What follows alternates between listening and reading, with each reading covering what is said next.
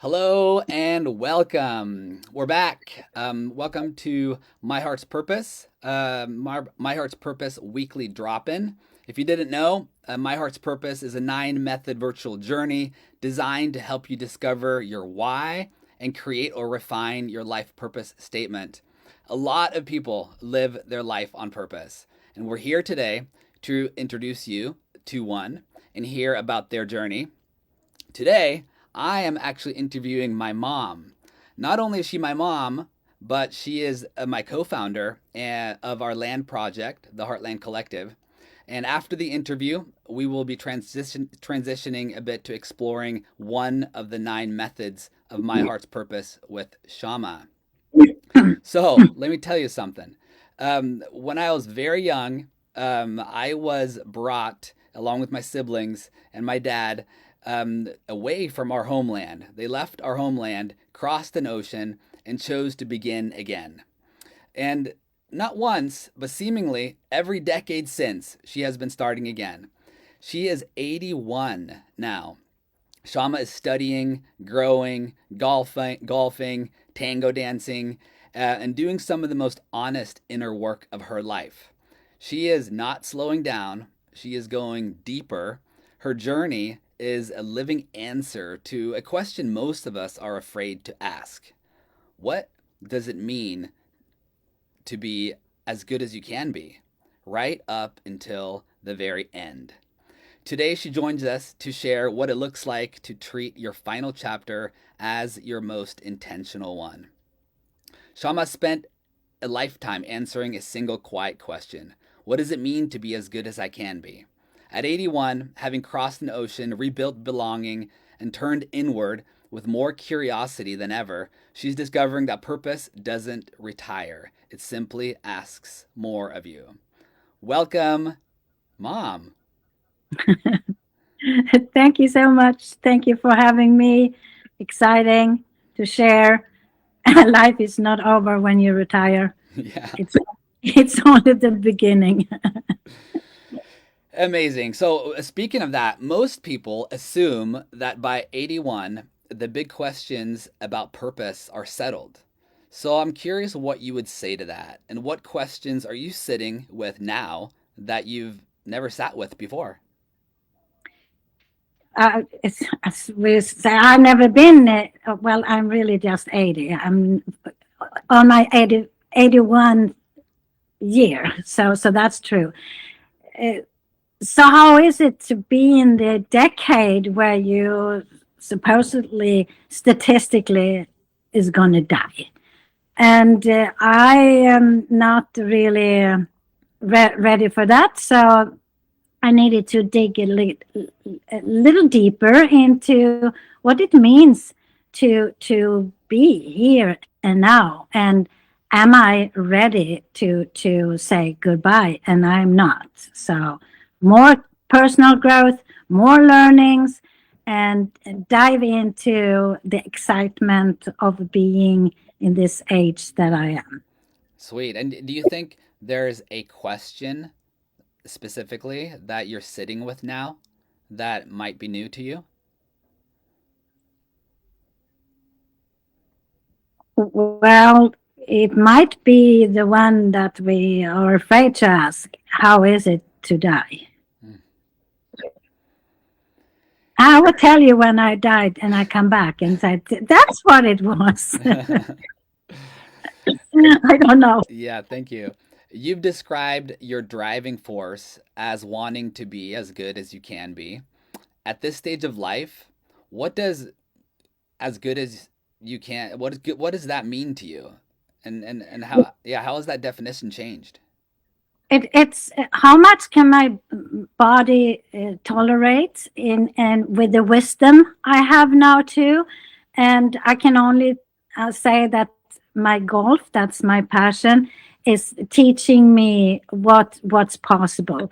So that's my temperature gauge to see how good can I be, and that includes mentally, physically, and spiritually Mm. within that game of golf. Yeah.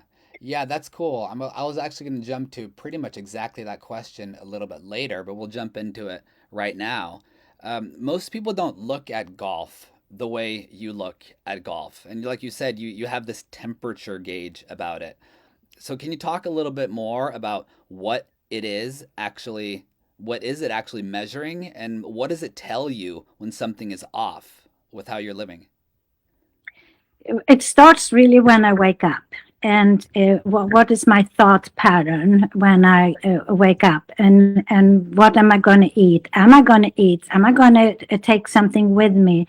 And I see my whole day is planned already before I come to the golf course. And when I am at the golf course, how do I prepare?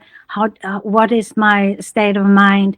And if I have other stuff to think about, I'm not present with what I'm doing. And that in itself can be a lesson for me. So I do not golf for um, the social part. However, that can be fun too. However, for me, it's a deep practice. Mm, cool.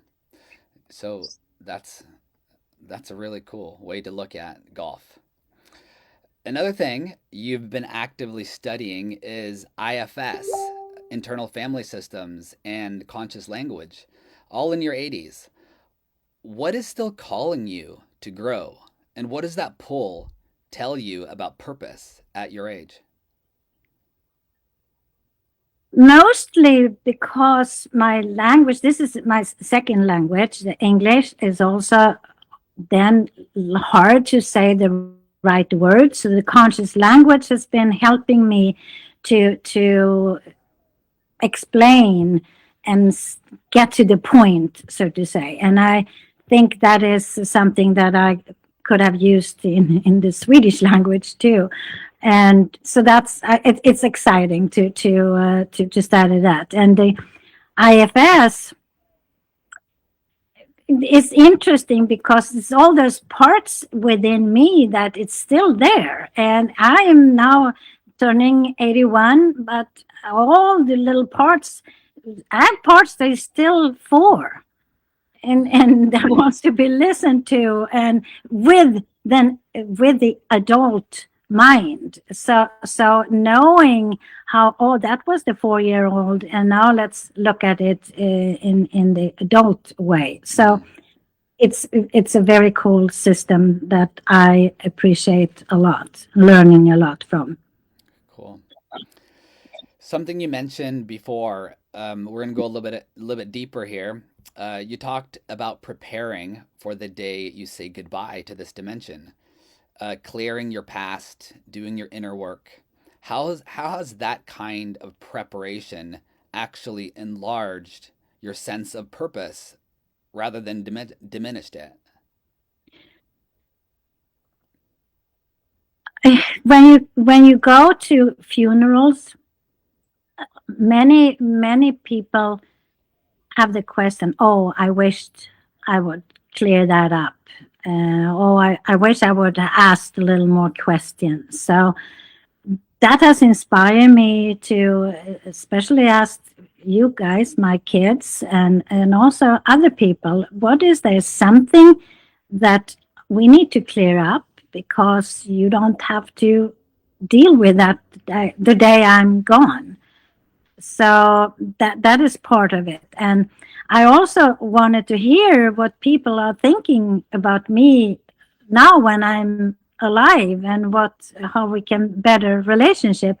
So we really did something about that. So we did a rehearsal funeral for me here at Heartland, where people could come, and I was laying in the grave, and they could say what they wanted to say to me, and that sparked many people's interesting to make death alive Mm, while while we live. mm.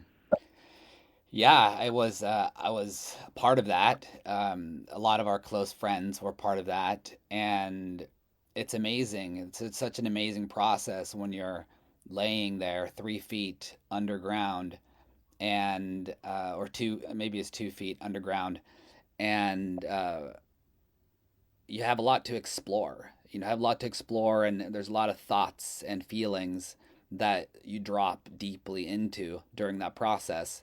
And I'm curious, with regard to purpose, what might have come up for you, at that time within that practice?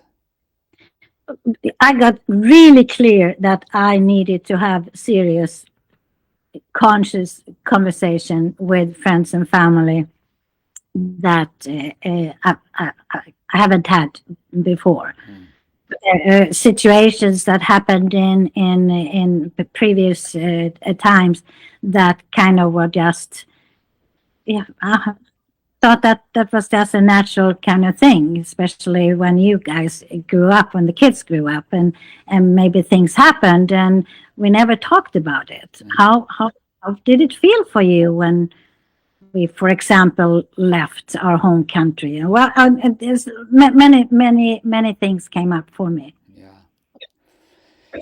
Yeah, it's beautiful work. Um, when you left Sweden, you built a new life. You lost deep friendships in the process, um, lost to a degree.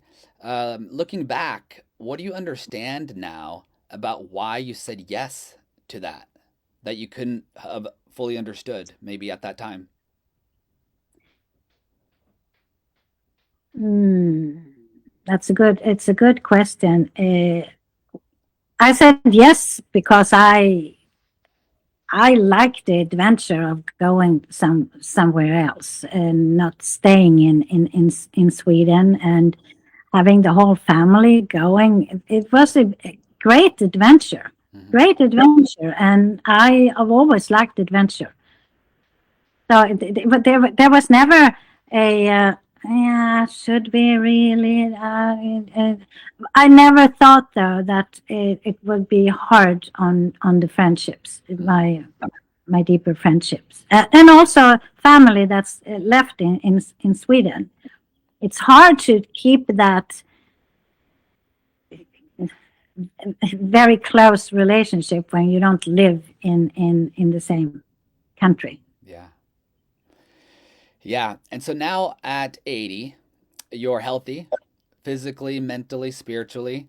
Do you experience that vitality as a gift or as a responsibility? And if so, what does it ask of you? I think first of all, is a gift. I have good genes, and I have good parents that gave me a start in life by being very active, passionate about their work, and passionate about their lives. So I have a positive view at life, and then of course my body has health very good, and I have also taken care of it. I am a physical therapist, and that was my profession. So my body was really it was number one for me to take care of that. Yeah.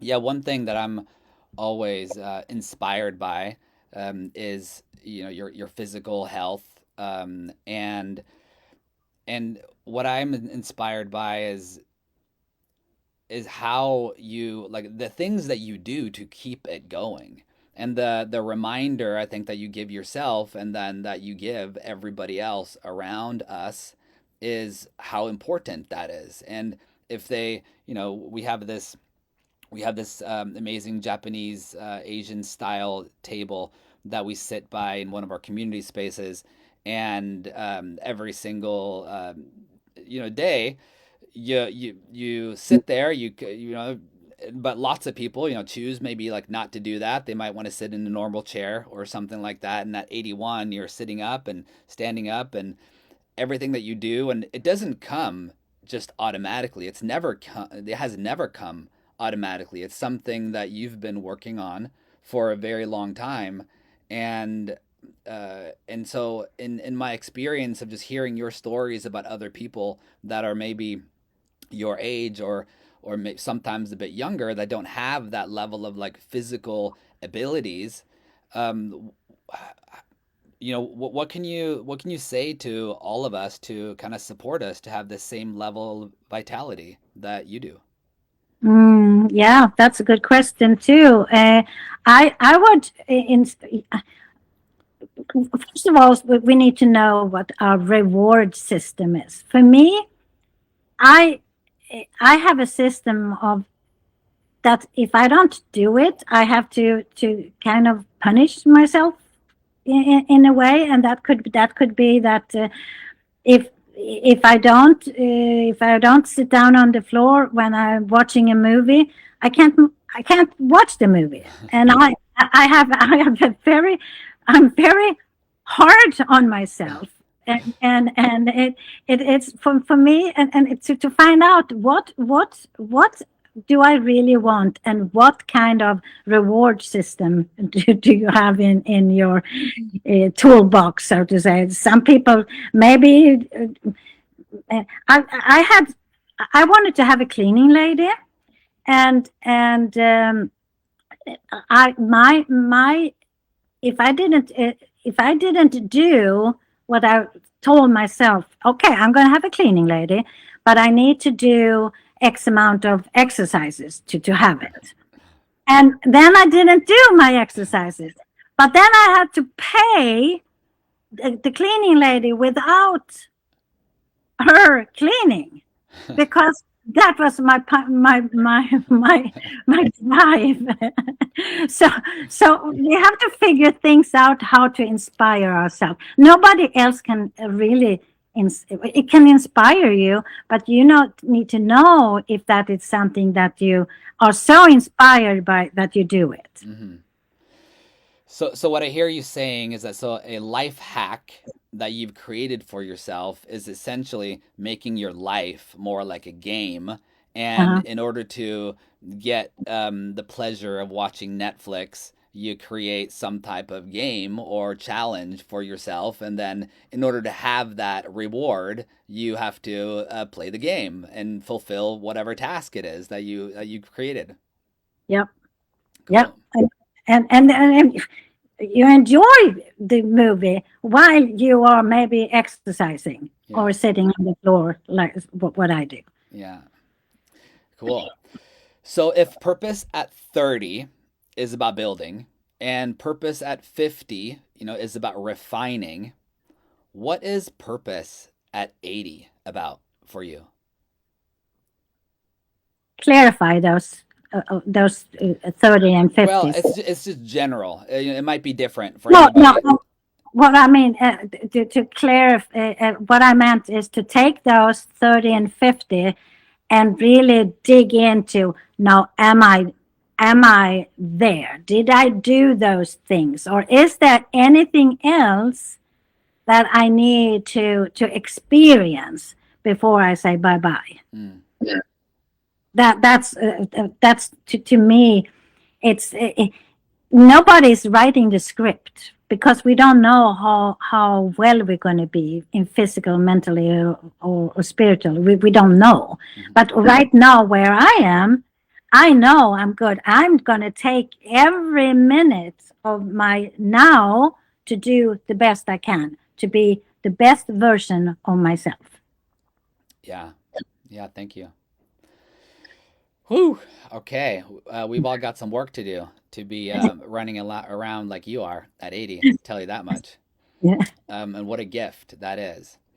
We're going to jump in to the second part here. The second part is a little bit about My Heart's Purpose. My Heart's Purpose is a 9 method virtual journey designed to help you discover your why, which is your anchor, and to create or refine your life purpose statement, which I see as the fuel or inner guidance and motivation to help you choose whatever expressions of doing that are truly aligned with your true north. And each of these interviews, we focus on one of the different methods of My Heart's Purpose. Method 5 is about the Heartland realm. It's actually one of my favorites because it's one that I got to be most creative in personally. It encompasses the multi generational future vision of what we are dreaming Heartland into being. It places focus on what all of us humans can do to ultimately make our world a better place. It is an epic 64 scene story.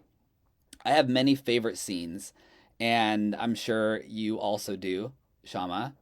Yes. But one I wanted to try to share here is scene 15, and it's called Elders of the Realm. So it's about a minute long. If the audio's messed up, just stick with us. We'll come right back here, but I hope it works. We're going to go give that a try right here.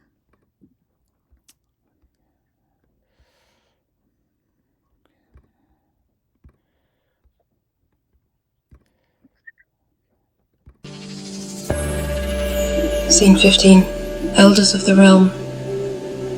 Elders in the Heartland realm are not only revered for their wisdom and experience, but also deeply trusted and respected in the community. Elders are the highest regarded sages of illumination, popular among all generations.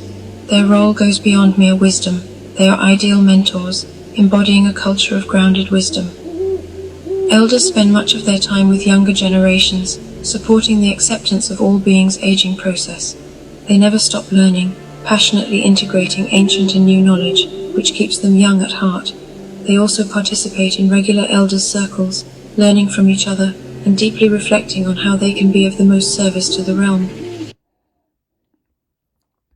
So there it is. And we're back. So I am curious. How does that what does that mean for you, and how does that land with yeah with with how you're choosing to live? For right for now, it's I am we're not really having all generations here. We have all generations with the volunteer program, absolutely, and people from in the 20s and 30s and 40s and 50s, and then it's me that is the elder. But in the community, in a living together, we want to have children here too, to really have the community as she's saying in the realm. And I think we need to have birth and we need to have death for a really village, a community can kind of say that it's a community. Mm, You cannot just be in 40 years old or 30-year old. yeah, yeah. One thing that I love about that scene, which I see you practicing a lot, is the growth. The growth that you've been talking about during this call, and also the support that you offer to all of the different younger generations that come through here. And I'm curious a little bit, and I really miss. I think that we as a greater culture really are missing the mark in honoring all of our elders, honoring our parents, honoring our grandparents, and truly trying to understand and support them in sharing their stories.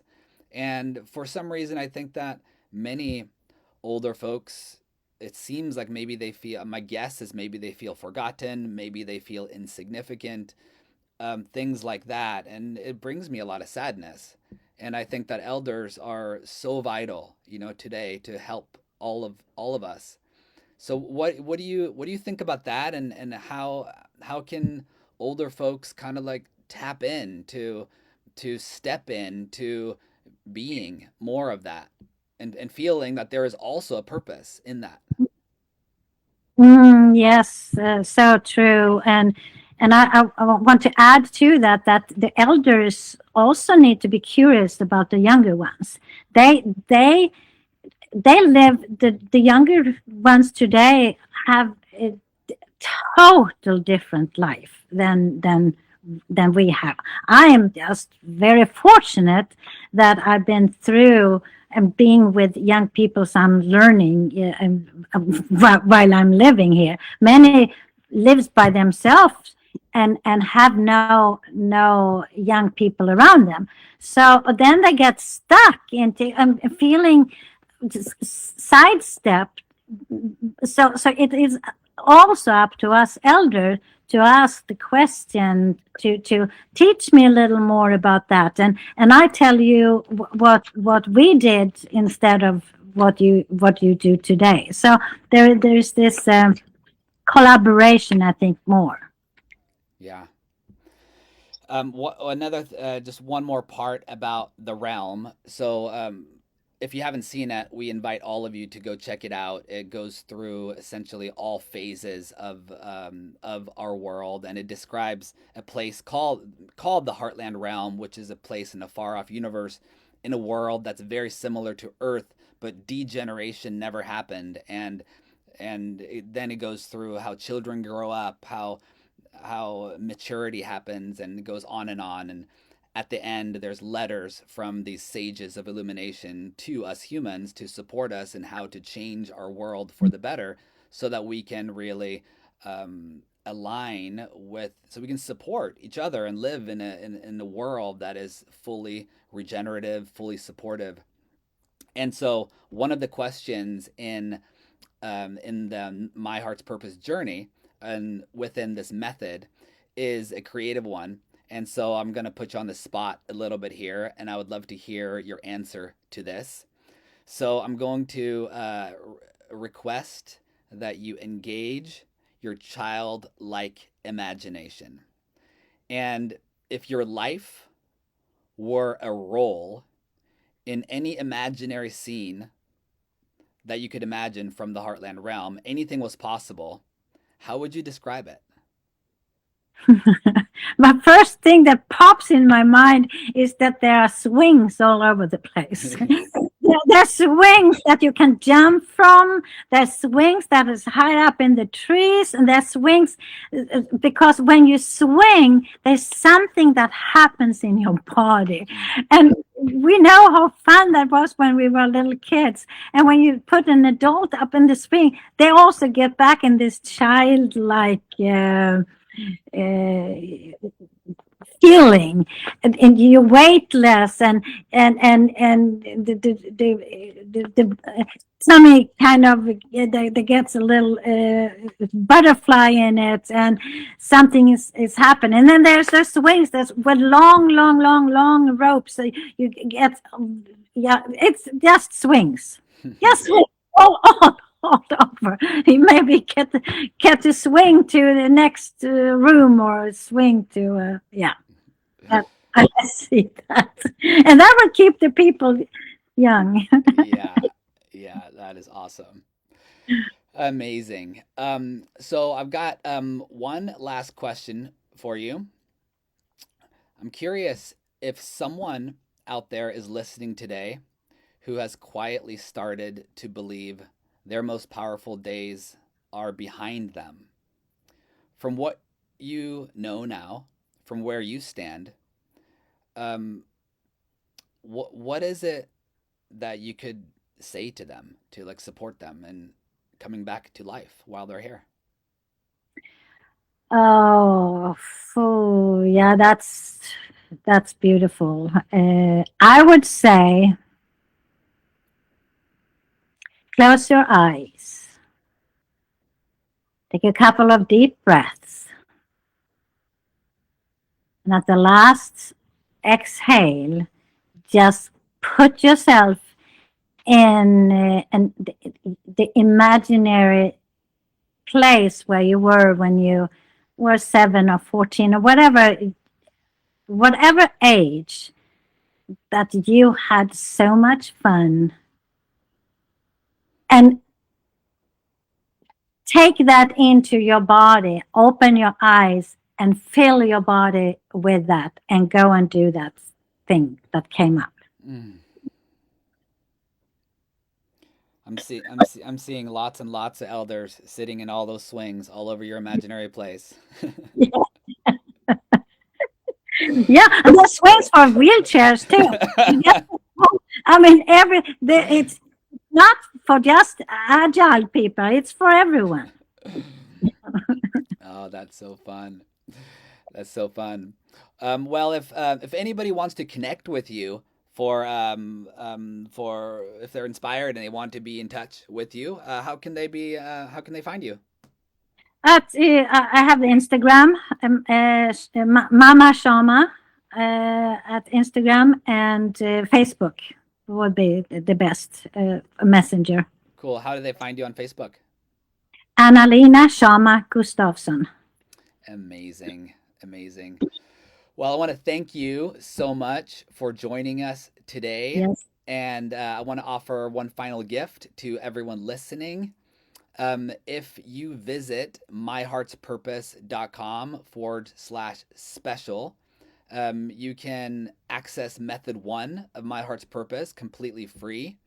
And method one is all about anchoring your why, which is a core support system for all the choices that you make in your life. And that's my gift to you, no matter what link you use. But if you use that special link, myheartspurpose.com/special, and you decide to upgrade after method one, you'll save $11.